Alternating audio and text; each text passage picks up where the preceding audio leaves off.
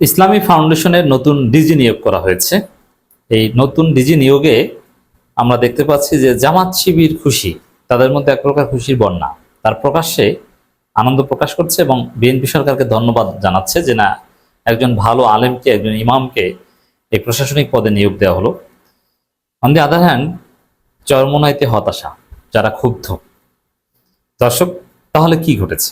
BNP কি জামাতের কাউকে ইসলামী ফাউন্ডেশন ডিজি বানিয়েছে? না দর্শক, বিএনপি একটা ভালো নিয়োগ দিয়েছে, এটা জামাতপন্থী আলেম ওলামারা প্রকাশ্যে বলছে। দর্শক, ইসলামী ফাউন্ডেশনের নতুন মহাপরিচালক মুফতি মহিবুল্লাহ হিল বাকি।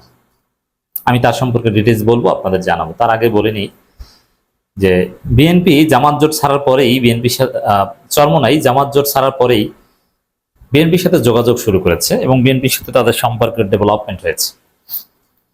এখন চরমোনাইয়ের তো কোনো রাজনীতি নেই, তাদের রাজনীতি হচ্ছে ধর্ম ব্যবসা।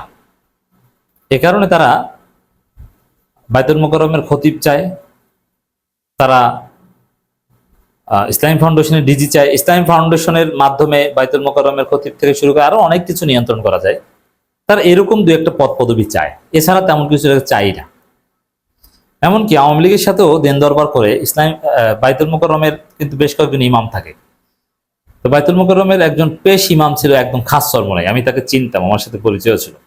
একদম চরমোনাই মুরিদ বাইতুল মোকাররমের ইমাম, আওয়ামী লীগের আমলে নিয়োগপ্রাপ্ত। তো চরমোনাই কিন্তু দেন দরবার করে এইসব দিক নিতে চায়। তাদের রাজনীতি যেহেতু ধর্ম ব্যবসা, এ কারণে তারা চায় এগুলো। সাপোজ জামাতের যদি সুযোগ থাকে যে বিএনপি বা কোনো সরকার তাদেরকে কিছু দিবে, তাহলে তারা চাইবে বিশ্ববিদ্যালয়ের ভিসি, যে আমাকে অমুক বিশ্ববিদ্যালয়ের ভিসি বানিয়ে দেন। আর চরমোনাই চাইবে কি, যে আমাকে মসজিদের ইমাম বানিয়ে দেন। বিশেষ করে বাইতুল মোকাররম তাদের ফার্স্ট টার্গেট। আর ইসলামী ফাউন্ডেশনের ডিজি যদি তারা পায় তাহলে তো খুশিতে খুশি। ইসলামী ফাউন্ডেশনের ডিজির মাধ্যমে সারা বাংলাদেশের মডেল মসজিদ থেকে শুরু করে আরো অনেক কিছু নিয়ন্ত্রণ করা যাবে। আর মসজিদ ভিত্তিক নিয়ন্ত্রণেই চরমোনাইয়ের রাজনীতি, এবং তাদের রাজনীতি বেসিক্যালি জামাত বিরোধী রাজনীতি। তো জামাতকে এইসব জায়গা থেকে মাইনাস করার একটা কাজ করতে পারত। এ কারণে ইসলামী ফাউন্ডেশনের ডিজি এটা কয়েকটা গোষ্ঠী নেয়ার খুব চেষ্টা করেছে। আর চরমোনাই চেষ্টা করেছে। জমিয়ত যেহেতু কিছু পায়নি, একদম বঞ্চিত দল, বেশ কয়েক জায়গায় জমিয়তকে নমিনেশন দিয়েছিল বিএনপি, কিন্তু একজন এমপি হতে পারেনি, মহিলা এমপিও গিফট করেনি, বা অন্য কোনো পদ পদবিও দেয়নি। বাইতুল মোকাররমের খতিব থেকে শুরু করে কোনো কিছু দেবে না। তারা চেয়েছিল ঠিক আছে ইসলামী ফাউন্ডেশন ডিজিটা দেন, তাও দেবে না, তাও দেয়নি। তো জমিয়ত চেষ্টা করেছিল, চরমোনাই চেষ্টা করেছিল, কেউ পায়নি। আহলে হাদিসের কয়েকটা গোষ্ঠী, বিশেষ করে জমিয়ত আহলে হাদিস, তারা সিরিয়াসলি চেষ্টা করেছিল। যদিও অনেকে এই মহিবুল্লাহ বাকি, তাকে কেউ কেউ আবার আহলে হাদিস মনে করে খুশি হয়েছিলেন, বাট তিনি নট আহলে হাদিস। আহলে হাদিসের চেষ্টা করেছিল কিন্তু কাজ হয়নি। কিন্তু আমরা দেখতে পাচ্ছি যারা চেষ্টা করেনি তারা খুশি। জামাত কোনো চেষ্টা করেনি, কারণ কেন করবে? জামাত তো জানে যে তারা বিরোধী দল, অতএব তাদের পন্থী কাউকে এখানে ভুলেও ইসলামী ফাউন্ডেশনের ডিজি বিএনপি সরকার বানাবে না। It's very normal. বরং এরকম কেউ থাকলে তাদেরকে বাদ দিবে। যেমন জামাতপন্থী ভিসি দুই একটা বিশ্ববিদ্যালয় যারা ছিল সব বাদ দিয়ে দিয়েছে। জামাতপন্থী কারো নাম গন্ধ বিএনপি কোনো প্রশাসনিক পদে রাখবে না। It's very simple. কোন রকম চাকরি বাঁচলেই জামাতের লোকজন খুশি। কিন্তু সেখানে ইসলামী ফাউন্ডেশনের ডিজি পদ পেতে জামাতের লোকজন চেষ্টা করেনি, কিন্তু তারা খুশি। আর চরমোনাই বেজা, চরমোনাই বলছে যে চরমোনাই এবং জমিয়ত দুই গ্রুপে প্রচারণা চালাচ্ছে যে ইসলামী ফাউন্ডেশনের ডিজি পদটাকে নাকি বিএনপি সরকার জামাতকে গিফট করেছে। মানে তারা এতটাই হতাশ, এই হতাশার বহিঃপ্রকাশ তাদের এই বক্তব্যের মাধ্যমে জামাতকে গিফট করেছে।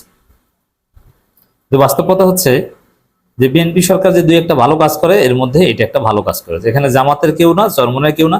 কারণ বিএনপিরা দেখেছে ধর্মীয় অঙ্গনে এই ক্যাসালের মধ্যে তারা যেতে চায় না। কারণ বিএনপি চরমোনাইকেও হাতে রাখতে চায়, জমিয়তকেও হাতে রাখতে চায়, আহলে হাদিসকেও হাতে রাখতে চায়। অতএব এদের কাউকে দিলে কোনো এক গ্রুপ অসন্তুষ্ট হবে। তার সাথে বাবারা তোমাদের কাউকে দিব না, দিব মধ্যমপন্থী একজনকে, যার উপর জামাত তো খুশি, আর মূলত সমস্ত আলেম ওলামারা খুশি হতে বাধ্য, যার বিরুদ্ধে কোনো অভিযোগ নেই। এবার আসেন জামাত খুশি কেন? এই যে মহিবুল্লাহ বাকি, তিনি ঢাকা বিশ্ববিদ্যালয়ের সাবেক স্টুডেন্ট এবং সম্ভবত অ্যারাবিক ডিপার্টমেন্টে ফার্স্ট ক্লাস ফার্স্ট ছিলেন, এবং তিনি কৌমি আলেম এবং আলী আলেম, দুই ধারাই সমান এবং দুই ধারারই পক্ষে তিনি। এবং নদওয়াতুল উলুম, যেটা বিখ্যাত, যারা বিদেশে কওমি পড়াশোনা করতে যান তাদের মধ্যে দারুল উলুম হাটহাজারী এবং নদওয়াতুল উলুম বা এরকম একটা মাদ্রাসা বা বিশ্ববিদ্যালয়, এই দুইটি বিখ্যাত। তিনি নদবী ক্যাটাগরিতে পড়েন, নদওয়াতুল উলুমে পড়াশোনা করেছেন। আর এই নদবী যারা, তারা তুলনামূলকভাবে একটু লিবারেল হয়, তারা জামাত বিরোধী কম হয় এবং অনেকে সরাসরি জামাত করেন। এখন তিনি যেহেতু মধ্যমপন্থী আলেম, আর মধ্যমপন্থী আলেমদের সাথেই জামাতের ইন্টারাকশনটা ভালো হয়। জামাত নিজেরাই মধ্যমপন্থী একটা ইসলামী দল, এই কারণে মধ্যমপন্থী আলেম ওলামাদের সাথে জামাত ভালোভাবে ইন্টারাকশন করতে পারে এবং তারাও জামাতকে ভালোভাবে নেয়। এর কারণে জামাত যথেষ্ট খুশি। যদিও এই মহিবুল্লাহ বাকি কোনোদিন জামাত করেননি বা জামাতের কোনো প্রোগ্রামে যাননি, জামাতের সাথে তার কোনো সাংগঠনিক সম্পর্ক নয়, এটা আমি যথেষ্ট খোঁজ নেওয়ার চেষ্টা করেছি। তিনি কোনো কিছুতেই জামাত না, তবে তিনি একজন মধ্যমপন্থী আলেম। তবে দেখেন, তিনি যে জামাত বিদ্বেষী বা জামাত বিরোধী না, জামাত এতেই খুশি।